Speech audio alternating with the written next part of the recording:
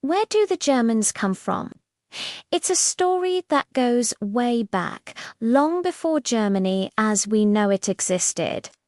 It all starts with ancient tribes wandering through the forests and plains of Central and Northern Europe thousands of years ago. These weren't Germans yet, but early Indo-European groups who, over time, would become the ancestors of today's German-speaking world. By around 1000 BCE, these tribes had settled in areas we now call Germany, Scandinavia, and the Netherlands. They started developing their own unique culture and, most importantly, their own language.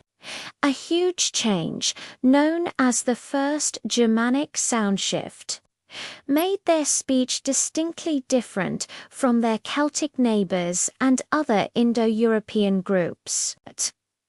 This was the birth of the Germanic language family, the very first sign of a separate Germanic identity. Think of it as the original linguistic fork in the road. So, who were these people? Our first real descriptions come from the Romans, like Julius Caesar and the historian Tacitus. They saw the Germani as fierce, freedom-loving warriors living in tribal communities. To the Romans, the lands beyond the Rhine and Danube rivers were a wild, untamed frontier. They tried to conquer these territories, but the Germanic tribes fought back fiercely. The most famous clash was the Battle of the Teutoburg Forest in 09 CE, where 3 Roman legions were completely wiped out. This incredible victory meant the Romans never fully conquered the Germanic lands, allowing their culture and language to develop on their own terms, away from Roman influence. As the Roman Empire began to crumble, these Germanic tribes went on the move. You've probably heard of some of them, the Goths, Vandals, and Franks. They migrated across Europe, carving out new kingdoms from the old empire's ruins. Meanwhile, back in their heartland, what would later become Germany, other tribes, like the Saxons, Bavarians and Alemanni, were laying the groundwork for the future German states.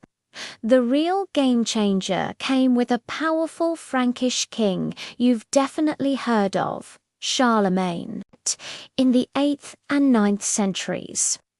He built a massive empire that united most of Western and Central Europe, bringing many of these scattered Germanic tribes under one ruler for the first time.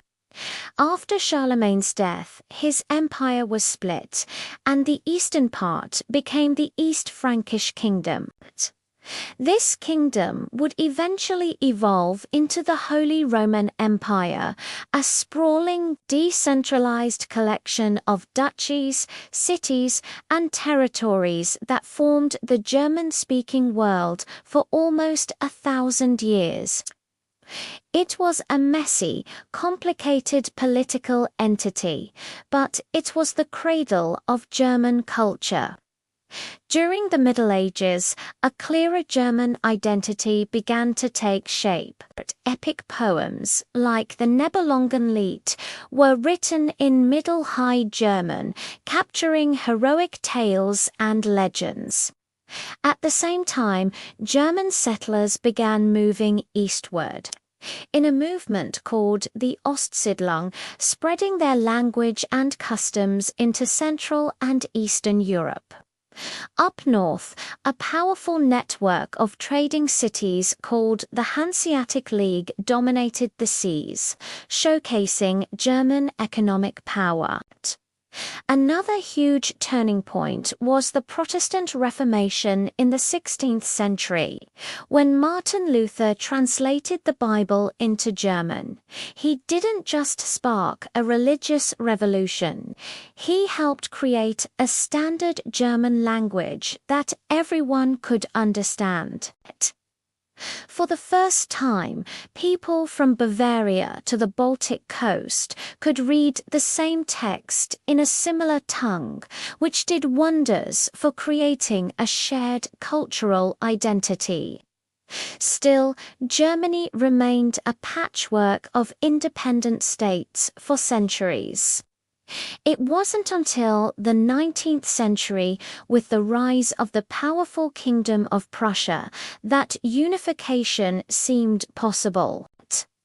Finally, in 1871, after a series of decisive wars, the German Empire was proclaimed at the Palace of Versailles. The long winding journey from scattered ancient tribes to a modern, unified nation-state was complete. So, the story of the German people is a rich tapestry woven from threads of migration, language, legendary battles, and cultural evolution. It's a journey that mirrors the history of Europe itself, showing how ancient roots can grow into one of the world's most influential nations. Thanks for watching. If you enjoyed this journey through history, don't forget to like, subscribe, and hit that notification bell for more stories from our past. See you next time.